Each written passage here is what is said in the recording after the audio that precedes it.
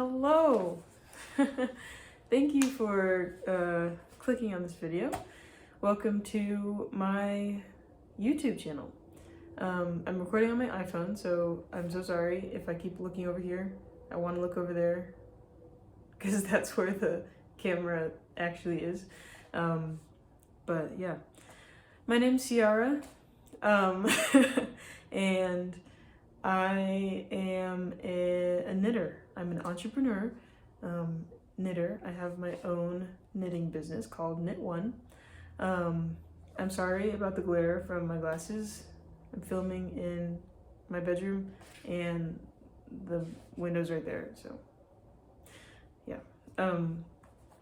But yeah, in this video, I want to talk about my experience with my first market that I've been a part of. My first artisan fair, maker's market, whatever you want to call it. The one that I just participated in was August 5th. So now, today's the 15th, so it was 10 days ago. But yeah, a little over a week ago was my first market that I participated in here in Austin, Texas. It's in Pflugerville, Texas, but pretty much Austin, called the Pecan Collective. Now, I am from Rhode Island, and I'm from the East Coast, so don't come for me. My husband says pecan, I say pecan. Every time I say it, I kind of throw up a little in my mouth because it sounds wrong when I say pecan, when everybody says pecan. So sorry, I say pecan. It's called the Pecan Collective to me, the Pecan Collective to everybody else. Anyway, I wanted to make this video just, I've got my little notebook here. I just wrote down a couple things that I wanted to recap about the collective, my thoughts on having my first market, being in my first market, and I have a good amount left over here of things that of the pieces that I made to sell that I want to show you all, and I'll probably talk about that a little later. So what I want to get into for the first thing is how I felt about my first market, the expectations I had, how I came across this market. So the Pecan Collective is held in Pflugerville, Texas, in downtown Pflugerville. And they have it once every month, the first weekend of every month, the first Saturday of every month. And my husband and I we attended the market a couple months prior, and it's very cute, you know, just what you think of when you think of a maker's market. Nice, fun, a good date thing, like to walk around and see artists who are from Austin or in town and who are making things and stuff. And I met this one young lady who made candles, and she was like, you know, I told her about my knitting and stuff. I have a knitting business, and it was purely online that I started my knitting business in April this year. And she was like, you should be in the collective next month, like you should do it. And so that to me was very daunting, and I'm like, you know, I'm trying to get on my Instagram people to see like, oh, there's a knitting thing going on, she's knitting, and like get traffic over to my website and things like that. And so I started thinking about it, like, you know, this fair opportunity can be a great way for me to get my business out there and tell people that I have a knitting business and I make knit clothing and everything. So you know, very simple form online. I filled it out. I guess if anybody who's watching this is in the Austin, Pflugerville, Texas area, I can put that their information down below if that's something that you are interested in being a part of. It's a great fair if you have, you know, a small business that you want to tell people about, or if you're used to being a part of fairs. I can link that below, I guess. This is my first video, so I just watch people saying these things, and it's kind of weird for me to say it, but yeah, so I paid $10 for my little booth spot. It was very cheap and it was cool. It happened to be across the street. I'll try to find a way to put pictures in here, if I can, to show everybody how it was set up. But yeah, so my position was across the street from the coffee shop called West Pecan. And they have a parking lot that they put a lot of booths inside of the parking lot that you would pay a little extra for that spot. And then across the street, right across the street, there are two like shops, and I was sat in front of one of those things. So sort of a recap of the event. It was good. I enjoyed my first time being there. My first time ever like being a part of a market. It was so nice to have my stuff that I had made over the last 2 months of working towards this goal of like being at the collective. It was really cool to have that on display, have that out there for people to see and to walk over, and I could talk about it and everything. And it was a really cool experience, and it made me very proud of myself to be like, I made it here. Whether or not I get a lot of sales, whether or not anything happens, like I am here. And you know, I made these things. I worked really hard, and God has brought me to this point where I can share that with people if they like it, and not just be like, oh, I knit for fun. And yeah, you might see me like wear a sweater like once or twice, but yeah, but it was like cool to be like out there with my stuff on hangers. Maybe I'll put a little clip or something, and say like, hey, this is like, if you want it, you can buy it. This is the stuff I make. It was really great. It was a really cool feeling, and I was just going in just so proud of myself to begin with, that I even got there, that God got me there, and that I put the work in to be there. So that was very, very valuable to me. The turnout wasn't great. So starting at that mindset of like, I'm proud of myself no matter what happens, I know how hard I worked on each of these pieces, that is something that is very, very valuable and important for any creator, to be proud of what you're making, to be proud of what you've made, you knowing the work that you put into it, and then being confident enough to advertise that to other people, to sell that to other people. So everything else, well, let me just say, I sold 3 things. I sold 1 tank top and 2 keychains. I sold 2 keychains. Made a total profit of $55.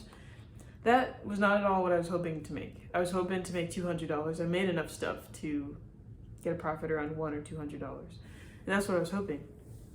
So yes, I was disappointed. But I knew that it wasn't because of a lack of effort from me. So I'm just gonna give you context for that day.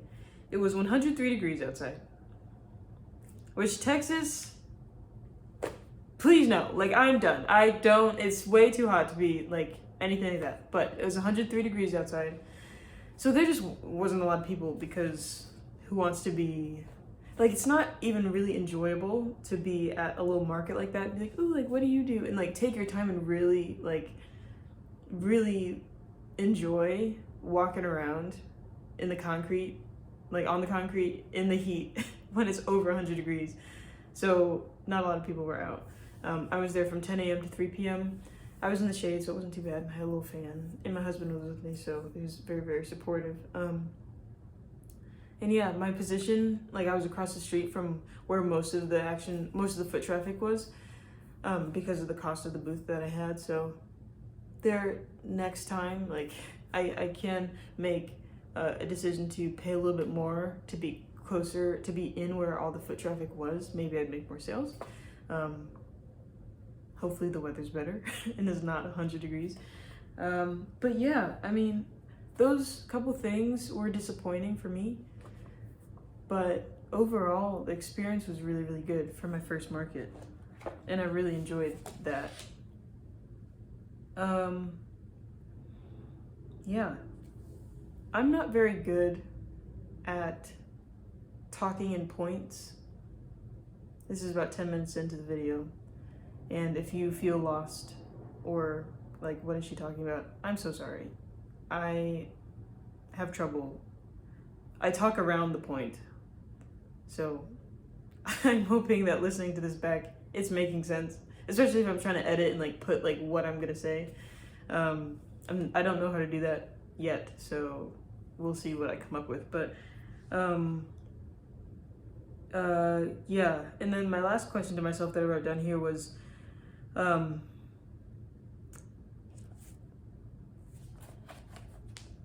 do I want to do another market?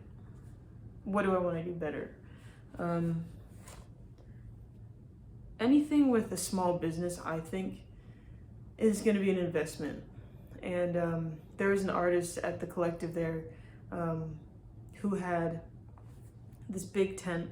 Like, everybody in the parking lot had a big tent, and she sold paintings, and she had this covering over the tent that she could hang the paintings on. So it kind of looked like her own little room, because the tent wasn't just like an open tent, like from the front it was, but from the back she had this extra cloth that, you know, looking at that display, you're probably like, okay, maybe that cost like $400 to put that together. That's an investment for her that she put into her business, to her small business, so that she can do these markets and have a setup that's conducive for her and her art. And I think I don't have the financial ability to do that now, but that's something that I do want to work towards, that I can invest a little bit more, like for this particular collective that I was a part of. I purchased a cheaper booth across the street because you could bring your own table. It was only $10, and there was already a covering from the establishment that I was sat in front of, and that's what I could afford. The ones that were in the parking lot of the coffee shop that got a lot more foot traffic, you had to pay between $30 and $50 for that spot, I believe, and you had to bring your own tent covering, which I don't have. So that's, I don't know, $100 to $130 of investment right there, including everything, to be able to get maybe even 200, I don't know, to have the best possible outcome. And yeah, this is my first market, and the way I think is like, okay, we're going all in. I need everything to be perfect for the first time, and that's not the reality. That's not true. That doesn't need to be the case. And it was my first market. The fact that I sold anything is a win. The fact that I was there in the first place is a win. And I truly am proud of myself for that. The other question I have for myself is, do I want to participate in this again? And I think yes. I really enjoyed over June, all of June and all of July, I was preparing for this collective. I was like, everything that I was working towards, like every garment that I made, which I'll show you here in a second, was for the purpose of being bought by somebody, being displayed at the collective. And as an entrepreneur, being able to like not just sit at a coffee shop and be knitting just to knit, or knitting because, oh, this is my hobby and I'm making something for myself, which is amazing and it's great and it's so fun. For me, knowing that like I'm investing in the future of my small business, like, you know, in the middle of June with the collective like a month and a half away, I can think that like me making this top right now, even though I'm not making any money currently from it, I might be losing money to buy the yarn to do it, spending a lot of time, like I'm investing in my small business. I'm investing in Knit One. And I really love that, and I value that too. So yeah. I hope all that was easy to understand. I'm not I'm not the best communicator, admittedly. So yeah, I hope you were able to glean something from that. Now I would like to show you all the things that I made. The collective was, like I said at the beginning of the video, the collective was about a week and a half ago, and I sold one garment and 2 keychains that I made. So I've got like 7 more things here that I made for the collective that weren't sold, and I'm just gonna start by showing you these things. So I might put a clip of me trying them on also, so that they can be seen. But so the first thing here, it looks funny on camera, is this, sorry, this bolero sweater that I made, and maybe you can see some of that there, I don't know. But yeah, this is a size large to extra large. I was trying to diversify my sizing, which is kind of hard because when you make bigger sizes, obviously you need more yarn and it takes more time. But I didn't want there just to be like smalls, extra smalls, mediums, and like nobody, you know, was able to get their size and stuff. Which my first market, again, I'm putting a lot of pressure on myself to like do so many things, but I love these colors. This was a cake of yarn that I got from Hobby Lobby.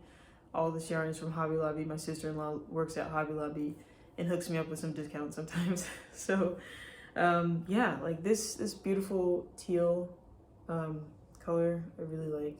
And this is just like variations of blues put together.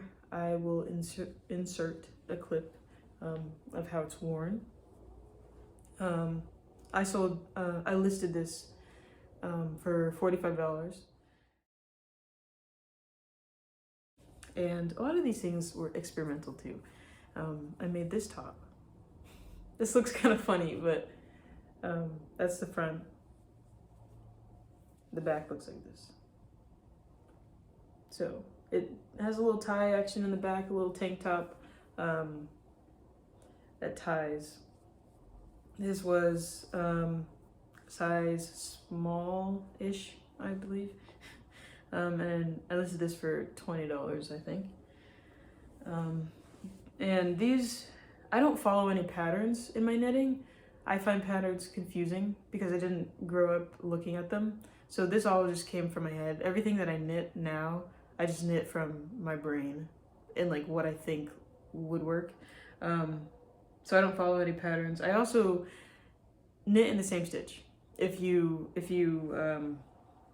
have picked up on that, you will in the next couple things I show you. I knit in the same stitch because that's how I learned it. I'm totally open to learning new stitches, but I like the way this one looks. But yeah, this is a patchwork tank top. I came up with this by myself.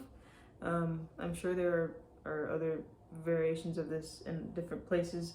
The other version of this was somebody bought it, so I really I like that. That had some vibrant, bright red colors. Yeah, this is, you know, that's what it looks like. It's acrylic low pill yarn.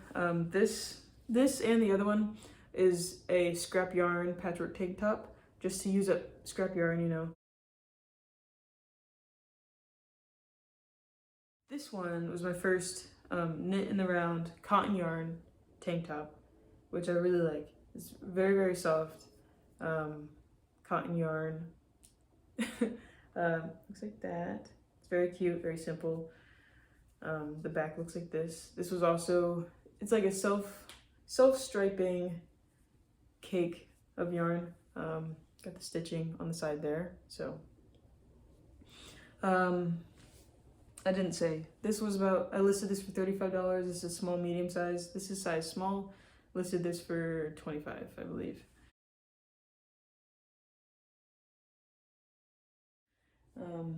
This is another one of the patchwork. This looks funky because I didn't block it. So yeah, but this was a scrap yarn make, and this is alpaca yarn right here, which is really, really cool, right in the middle there. Also for $35. This is really cool. This is the original thing that I made with the alpaca yarn. It's a halter top. I sold it for $20, or I'm selling it for $20. But yeah, I love the color way of this one, and just how it is pretty cool. So that's what that looks like. And this might be my favorite one, another Bolero sweater. This is a size medium. The colors in this one I really, really like, and I made a slit sleeve here on each side. But yeah, this was from one cake of yarn that just had multiple different colors. So that was super, super cool. And the thing, I guess it might be like a trademark of my stuff now. I really like doing stuff where you can see the stitching on the side there. And it just, I like the way it looks. So anyway, those are all the pieces. And this one for $45 also. Those are all the pieces that I made, except for one that got sold. Yay. And yeah, all of those pieces that I just showed you are still for sale. I haven't put them on my website yet. They are on my Instagram though. So if you saw one of those, you have another question about either how I made it, what size it is, if you are interested in it, if you want to buy it, whatever, I would really appreciate that. I will put my Instagram down below. It's also at CR Schuttger. If I can find a way to put it on the screen somewhere, I will do that. Yeah, so those are open for sale. I also have a Patreon account. I currently have 0 patrons, so if anybody wants to be the first one, that would be great. And I'm thinking about, you know, when I get a patron, putting one of those up there just for free for somebody, or somebody can, you know, if you want to be a patron, I'll link my Patreon down below, and if you want one of those things, let me know and I'll send it to you for free. So yeah, that's pretty much it for this video. I just wanted to say hello and do a little recap of the collective for me, show you my items, and sorry, I need water. My voice is dry. My throat is dry, my voice is cracking. And yeah, so thanks for watching. Thanks for listening, staying tuned. If you have any questions or anything like that, definitely leave them in the comments. You can follow my Instagram. I post a lot there. And please check out my website. It's called knitone.shop. That's also linked below. And stay tuned for the next one. Thanks.